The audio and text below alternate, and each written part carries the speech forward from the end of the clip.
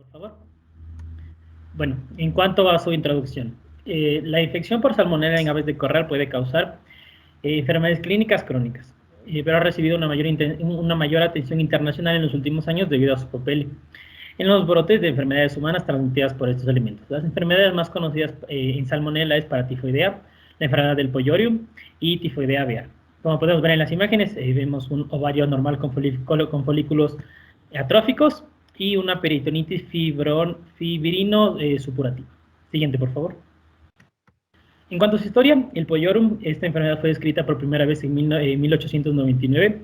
Pocos años después fue reconocida como una enfermedad común mundial y una enfermedad de pollos transmitida por el huevo. En 1903 se crea la aglutinación en un tubo y en 1931 se desarrolló un análisis de sangre completa para detectar esta enfermedad. También tenemos la tifoidea aviar, en donde se reconoció un probable brote de fiebre de tifoidea aviar en 1888 y a principios de la década de 1900 hubo muchos brotes tanto en Estados Unidos como en el extranjero. Entre 1939 y 1946 hubo un marcado aumento en los brotes en Estados Unidos y la fiebre de tifoidea aviar. Como podemos ver en la imagen de abajo, hay un hígado agrandado teñido de bilis. Siguiente, por favor. Y tenemos la paratifoidea. La paratifoidea es una enfermedad aguda crónica que puede atacar a aves domésticas, muchas otras aves y a especies de mamíferos. Tiene una morbilidad alta y una tasa de mortalidad igual manera alta y se observa usualmente en las primeras 2 semanas después de la eclosión. Como se puede ver en la imagen, tiene pericarditis, perihepatitis y peritonitis. Siguiente, por favor. En cuanto a su importancia económica, las enfermedades humanas resultantes del consumo de los productos avícolas contaminados por salmonela son caros para la industria avícola, para los gobiernos e individuos afectados. Los costos combinados totales de servicios médicos, la pérdida de productividad y muertes prematuras resultantes por esta salmonela, se ha visto que en Estados Unidos ha estimado de 4 a 11.000 millones de dólares por año. Y en cuanto a la importancia en salud pública, los productos avícolas son a menudo identificados como fuentes destacadas de salmonela que causan estas enfermedades en los humanos. Más del 70% de la salmonela humana en Estados Unidos se ha relacionado con el consumo de lo que es el pollo, pavo y huevos contaminados. También la incidencia de humanos confirmados por laboratorio de infecciones por salmonela en Estados Unidos fue mayor que cualquier otro patógeno transmitido por alimentos. Siguiente, por favor. En la parte de etiología tenemos que la salmonelosis es un conjunto de enfermedades producido principalmente por el género bacteriano Salmonella. Esta bacteria pertenece a la familia Enterobacteriaceae y es el principal reservorio de estas bacterias, como ya hemos explicado, son las aves de corral y las características principales es que es un bacilo gram negativo, anaerobio facultativo y se encuentra altamente asociado a la flora bacteriana intestinal. Es por esto que la materia fecal de estas aves están contaminadas y es el principal factor de riesgo en la transmisión de la enfermedad. Como ya hemos explicado también, las principales especies de esta bacteria son la Salmonella puriorum y la Salmonella gallinarum. Estas bacterias principalmente son resistentes al congelamiento, pero se destruyen fácilmente con el calor. Como ya acabo de decir, se destruyen fácilmente con el calor a una temperatura superior a unos 70 grados centígrados o por procesos de pasteurización cuando se mantiene a unos 56 grados centígrados durante 10 o 20 minutos. También los desinfectantes más comunes que se suelen utilizar son los químicos oxidantes. Y también cabe recalcar que son altamente resistentes a la desecación y pueden sobrevivir en ambiente, sobre todo en presencia de materia orgánica. En la parte de la distribución, es una enfermedad de distribución mundial que afecta a todas las aves de corral y esto también se debe a que es una bacteria que tiene amplias vías de transmisión, vía ovárica, por las heces, por contaminación cruzada por la cáscara de huevos. También algunas vías de contagio también puede ser el alimento, el agua, los implementos Incluso la ropa o las botas, la bandeja de huevos, tiene un montón de vías de transmisión y por eso tiene una gran distribución. En cuanto a sus hospederos, vamos a encontrar humanos, equinos, ovinos, aves de corral, pavos, codornices, gallinas de Guinea, faisanes, pavos reales, loros, avestruces, patos y palomas. En cuanto a la puyorosis, no es frecuente salvo en pollos, pavos y faisanes. También se han informado algunos casos de infección en mamíferos después de la inoculación experimental o una exposición natural. También se ha encontrado Salmonella puyorum en cerdos, ganado bovino, gatos, perros, zorros, bisones, conejos, conejillos de indias, ratas de laboratorio y silvestres, al igual que en chinchillas y chimpancés. Siguiente, por favor. En cuanto a su transmisión, vamos a ver que en las granjas y el medio ambiente se da cuando el portador elimina el organismo en sus heces de forma continua e intermitente sin manifestar ningún signo clínico. Otros medios de transmisión importantes van a incluir la vertical y la horizontal. En el primero, en la transmisión vertical, vamos a ver que la bacteria se transmite de madre a hijos y va a ser muy importante, especialmente en la infección por salmonela, que va a estar relacionada con las aves de corral, que va a tener una afinidad especial por el sistema reproductivo de los pollos. En este caso, la transmisión a la descendencia se produce por una infección transovárica. En cuanto a la transmisión horizontal, se va a producir por vía orofecal o aerógena. Su propagación va a ser por fomites, agua potable contaminada, alimentos contaminados y comederos sucios, también por portadores asintomáticos y heces de animales clínicamente infectados en la granja. Las plagas como los roedores, las moscas y las cucarachas van a jugar un papel muy importante en la transmisión de salmonela, así como en su perpetuación. Estos pueden transportar la bacteria en sus tractos intestinales de una forma asintomática sin ninguna enfermedad. Se han asociado con la contaminación frecuente de alimentos, agua y granos almacenados en las granjas y puede adquirir la bacteria principalmente de las heces de animales enfermos o salvajes en la granja. Las moscas van a actuar como vectores mecánicos que van a ayudar a la transmisión de la bacteria de una granja a otra. También se ha demostrado que la trata de personas en la granja aumenta el riesgo de infección por salmonela en pollos y gallinas. Siguiente, por favor.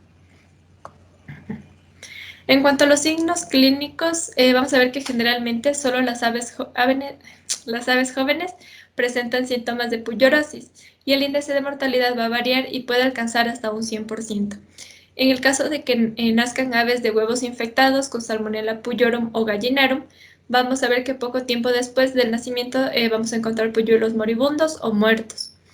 En cuanto a los polluelos que desarrollan signos no específicos, vamos a encontrar depresión, debilidad, somnolencia, pérdida de apetito, a las caídas, acurrucamiento, deshidratación y plumas erizadas. También puede observarse una respiración dificultosa o jadeo y también una diarrea con adherencia de las plumas alrededor de la cloaca.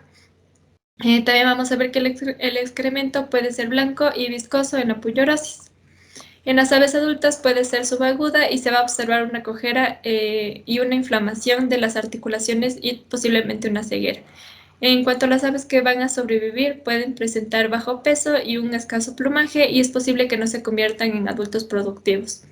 En cuanto a la tifosis aviar, se va a presentar tanto en aves adultas como en jóvenes y los signos van a incluir una disminución del apetito, una depresión, deshidratación, pérdida de peso, plumas erizadas y una diarrea de acuosa a mucoide. En cuanto a la pérdida progresiva de la condición, puede producirse una anemia con unas crestas pálidas y encogidas. La Salmonella gallinarum y puyorum pueden provocar una disminución en la producción de huevos, fertilidad o incubabilidad, tanto en portadoras inaparentes como en aves con signos sistémicos. Siguiente, por favor. Listo. Bueno, como ya sabemos, la salmonelosis se puede presentar de tres maneras: pulorosis, tifosis aviar y paratifosis aviar. Las lesiones son prácticamente las mismas en estas enfermedades, pudiendo presentarse o no cierto tipo de lesiones distintas en cada animal. Como lesiones macroscópicas vamos a tener, englobando en general estos tres tipos de salmonelosis, vamos a tener peritonitis, inflamación del saco vitelino, inflamación de los ciegos y alteraciones en los hígados. Estos, como se van a presentar, pueden ser focos necróticos con inflamación o pueden ser un color verdoso en caso de que se produzca una obstrucción del colédoco. También vamos a encontrar que en el hígado la presencia de puntos blancos. Va a haber inflamación y necrosis intestinal. El corazón puede presentar nódulos blanquecinos en pericardio y miocardio. Vamos a ver esplenomegalia, los pulmones con focos necróticos y también, volviendo un poco al corazón, el corazón también puede presentar estos nódulos blanquecinos, como ya había dicho, que son muy similares y esta va a ser una de las estrategias para poder diferenciarlos, ¿no? Para poder diferenciar esta enfermedad. Pero esto ya lo vamos a explicar más tarde.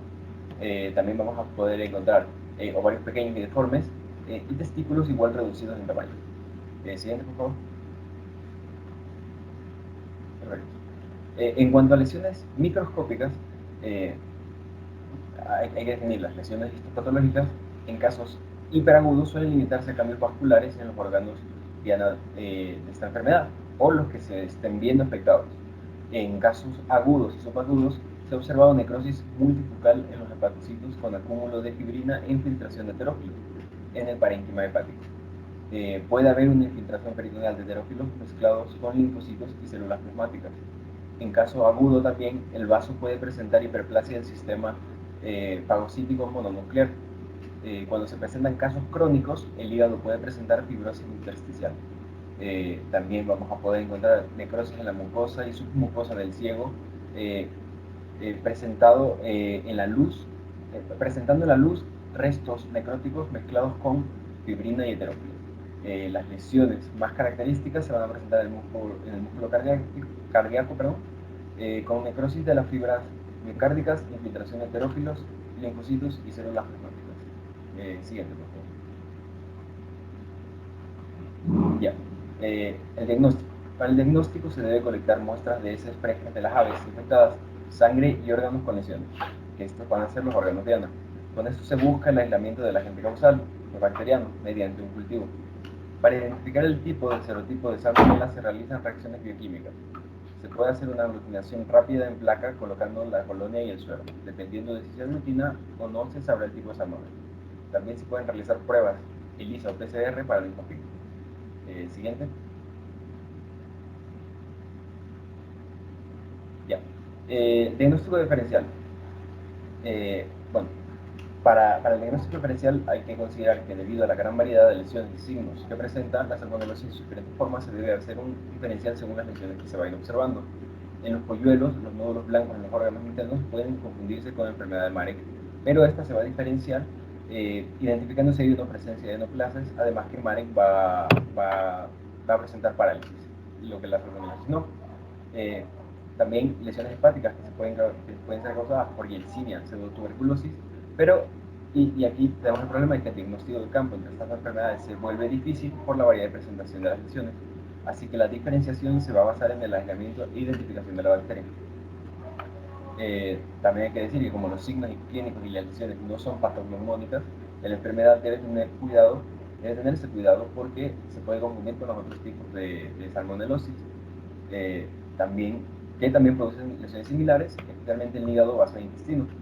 Las lesiones pulmonares que presentan pueden mostrar diagnóstico diferencial con Aspergillus, con hongos del tipo Aspergillus, pero en este caso se debe diferenciar que el Aspergillus produce lesiones específicas en el sistema respiratorio como nódulos pulmonares, dificultad respiratoria y pudiendo encontrarse también masas en la tráquea que no vamos a poder encontrar en salmonelosis. De ahí, por las lesiones de más encontradas, vamos a poder, en las articulaciones, podemos pensar a lo mejor en Staphylococcus aureus o en Pasteurella multocida.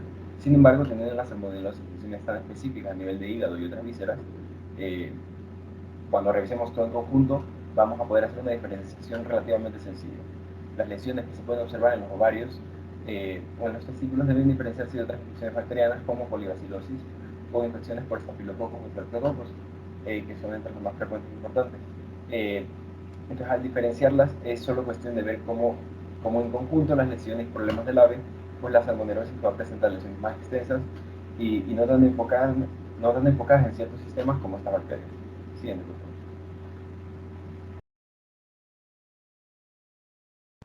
Ya. Tratamiento y control. A pesar de que algunos tratamientos con antibióticos como las sulfamidas se han utilizado con éxito, se ha observado también que pueden llegar a ocasionar algunos efectos negativos en la producción de huevos, así como el consumo de ración de agua. En el caso de la pulorosis, la pulverización de huevos con sulfato de neomicina antes de incubar ha ayudado en el control de esta en pollitos.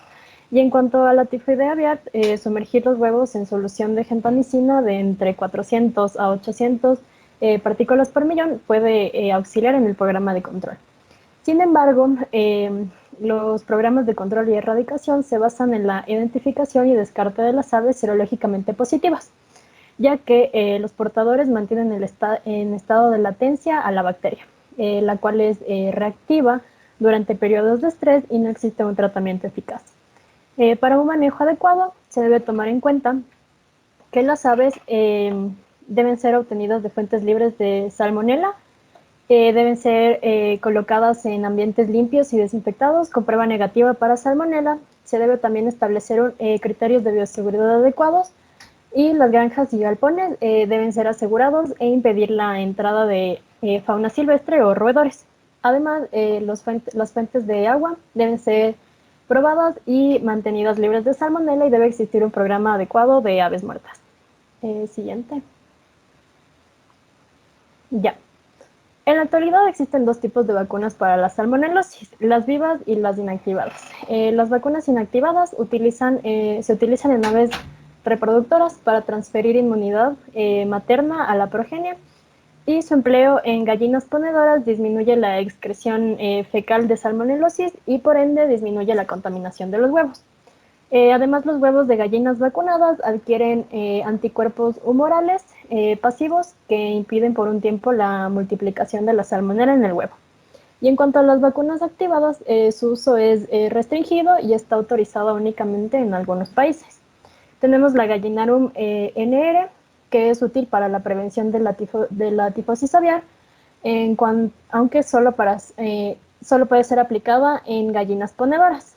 Con esta vacuna se ha demostrado que el empleo combinado de las vías oral e inyectado brinda una protección bastante completa contra la enfermedad y la mortalidad, aún frente a una exposición alta. Se recomienda vacunar a las 8 semanas de vida y de nuevo a las 16 semanas.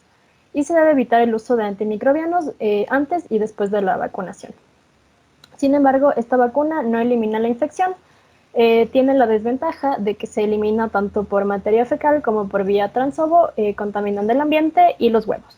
También tenemos la Avipro Salmonella Vac E, que inmuniza a los pollos para reducir el número de aves excretoras de cepas de campo, sirve para reducir las cepas de campo de Salmonella enteritidis y gallinaro. La inmunidad se desarrolla en un plazo de 14 días desde la primera vacunación. Después de 15 días, la excreción fecal se reduce hasta un 70%. Gracias.